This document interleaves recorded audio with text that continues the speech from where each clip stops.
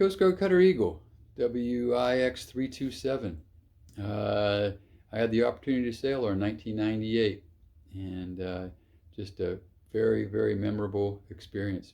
Uh, I was actually stationed at the Engineering Logistics Center in Baltimore, Maryland at the time. I had just come off of the U.S. Coast Guard Cutter Tampa out of Portsmouth, Virginia. Uh, I was the main propulsion chief down there. I was a machinery technician chief, and I finished my 3-year tour on there and got orders to land at on the ELC. And right as I got on land, I was promoted to a senior chief machinery technician. So I knew I was due to go to a high endurance cutter, 378 high endurance cutter, because that's typically where machinery technicians, senior chief machinery technicians would go in charge of the engine room there. And it was a complicated vessel because it had diesel propulsion and gas turbine propulsion, and they were older cutters. So I knew I was going to go to one of those, and so I called the special assignments officer and said, hey, if you get an opening, a temporary duty assignment for one of those 378s, can you let me know? I'd like to go, and so I can get some experience before I go there, as a full tour. Like, yeah, no problem. So a couple days later, I got a call, and the assignment officer said, hey, would you be willing to go to the Cutter Eagle and to train cadets on engineering fundamentals? And I said, sure. I said, this was Wednesday, and I said, when do you want me there? He goes, this Saturday. I said, okay.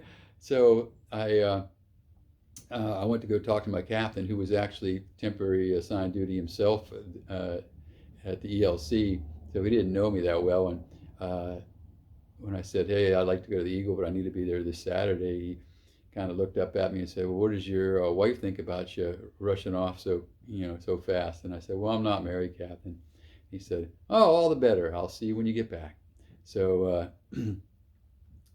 off I went to go chase the Eagle down.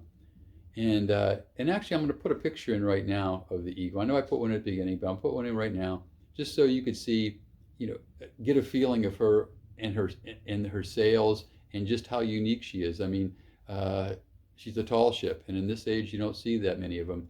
They're hard to maintain, and they're not efficient. So they're just a novelty that you don't see that much, and especially fully operational. So I'll put a picture in right now of Eagle.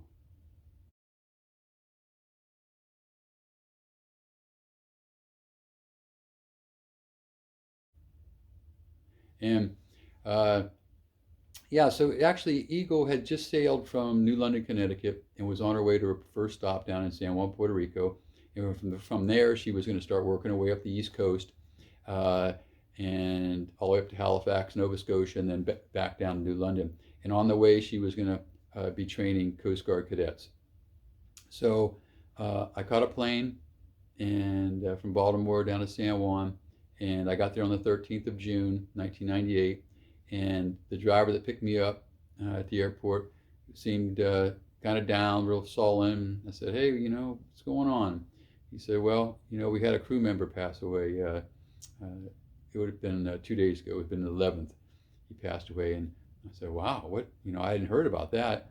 And he was a seaman working on the main mast, and you can see it's that middle mast on the Eagle. He was halfway up, about 120 feet, I guess. And they were actually off of San Juan towards the Virgin Islands, getting ready to enter port, and getting the ship all clean, because when Eagle came in, it was a big deal. There was a lot. It was always made the news, and so you wanted to look they wanted Eagle to look her best, and so something had happened. When you usually worked in the rigging, of course you weren't clipped in because you're moving around, but once you became stationary, you clipped in and did whatever work you needed to do. But for some reason, he wasn't clipped in. He fell, and somewhere along the line, he hit his head on the way down and into the water. The crew made a heroic effort to try to get him out of the water as fast as they could back on board, but they couldn't revive him. So yeah, very, you know, very tragic and unusual for Eagle. And so, needless to say, when I got on board, that it was it was a subdued atmosphere on Eagle. But the I was, like I said, I was an E8, and the rest of the 6 or 7 chiefs on Eagle were all E7, so I outranked them. But they really were warm and welcoming, and the few that were on their permanent party, uh, uh, you know, I explained to them I wasn't, that I wasn't there to outrank them or anything. That I was just there to teach engineering, and so uh, everything was great. And there was a couple other TAD chiefs there also, and most of us lived in a 6-man berthing area with a attached head, one sink, one toilet, one shower. And I'll post some pictures of those right now.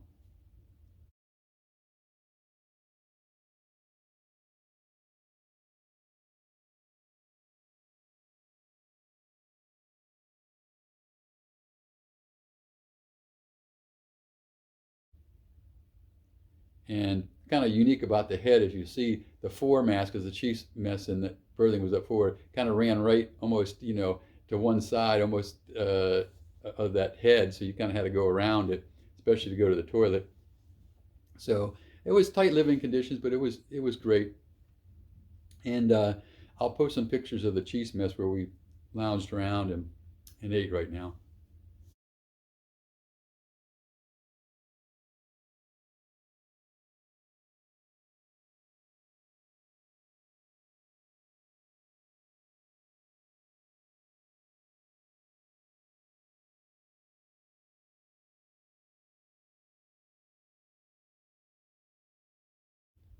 And yeah, there's just so much history with the eagle. I'm going to post a picture right now of me standing behind the door going into the cheese mess. And that fancy rope there was done in 1964, and that was the year I was born. I'll put that in right now.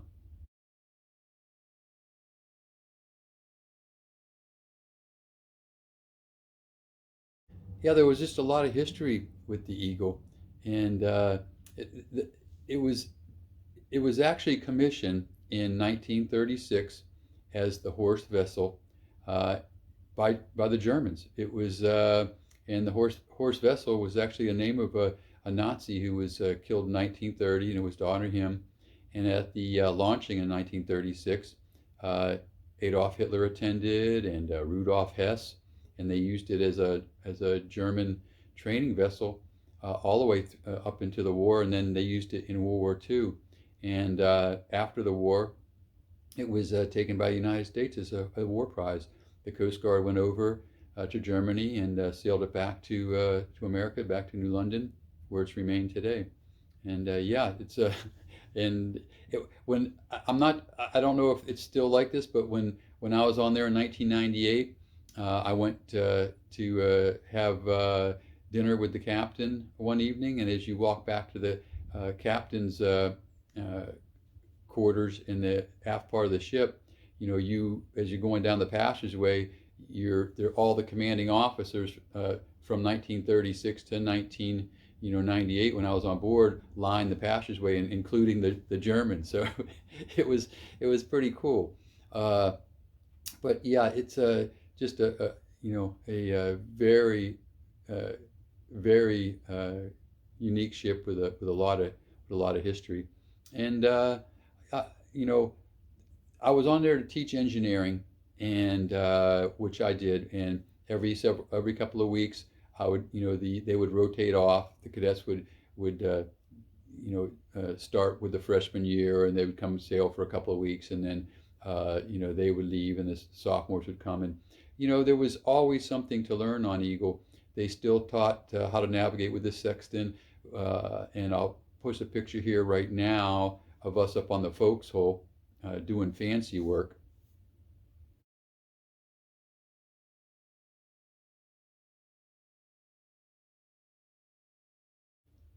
And that's how we spent the evenings on Eagle. Just like traditional mariners, we in our spare time, they would teach you how to do make things out of rope that's useful, as in sailing the vessel. And they still did all the traditional bells and whistles for watches on Eagle as we sailed, and and we sailed under sail. There was a propulsion motor, a Caterpillar diesel motor, but that was basically just to get in and out of port. There were two diesel generators, two Detroit diesels that they used for electrical power, but we to move we did it under sail. And I'll post some pictures now of us working at setting the sails and bring furling them back up. My nautical terminology may not be the best because, like I said, I was a machinery technician, not a bosun mate. But I'll put some of those pictures in right now.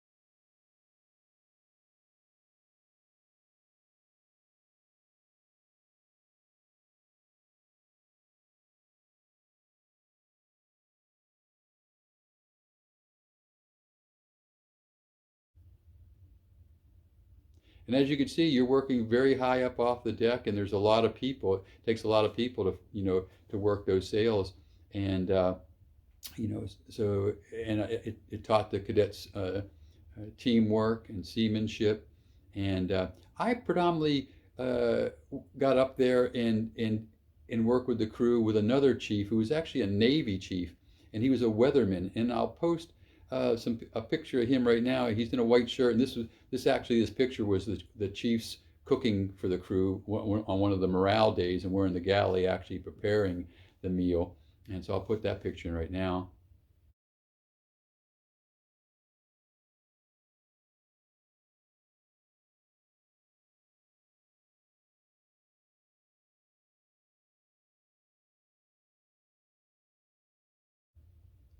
And uh, weather was very important on Eagle. You needed to know where the winds were coming, how much wind we were going to have, if there was, a dangerous storm coming, because if we were under full sail and, we got hit by an unexpected storm, it could rip one of the masts off, it could rip the sails, it could flip us over. So, his job was very important on there, and it was kind of unusual. Usually Coast Guard ships didn't, or I don't think any Coast Guard ship sails with a Navy weatherman. But he was a great guy, and we would go up into the rigging and work all the time together. And probably my most memorable experience on Eagle was we were coming out of Savannah, Georgia, on July 4th, and as we got into open waters, there was the Simon Bolivar, which is a tall ship out of Venezuela, and the Libertad out of Argentina, and all three of us were coming out of there and hitting the open waters and getting our sails set, and all starting to heel over to a little bit of a list like the sailing ships do. And uh, it was just very reminiscent of sailing in uh, the 1700s and the 1800s. It was just very reminiscent of that, and I am so glad I had the opportunity, because everything I've sailed up into that point was diesel powered, and it's nautical, but not not nautical like being on a tall ship and being underway, and and probably the biggest thing too, I guess, that I remember is of being a machinery technician and always being in charge of engine rooms, is once you got under sail, it was quiet. It was just so peaceful. Just you cutting through the water. You didn't hear the diesels whining or the turbines whining, and so just very very tranquil. And so yeah, as after we finished up in our last port call in Halifax, Nova Scotia, we came back down to New London, Connecticut, up the Thames River, and probably not probably, the most dangerous part of sailing Eagle was getting under the last bridge before you got into New London, because the main mast was actually 6 foot too tall to get under that bridge. So you had to take that mast and you had to basically pivot it, and 6 foot of it had to come down like this, and they called it stepping the mast. And actually, one of the Coast Guard, or one of the Eagle crew members were killed doing that evolution, and years ago. And so it was dangerous. And so we stepped the mast down and got under the bridge and got back into New London. And from there, I caught the Amtrak train from New London to Baltimore and back down to ELC, and just was able to take with me just the unique experience of sailing on Eagle, and all the history that it brought. So I hope you enjoyed that little sea story of my time on Eagle.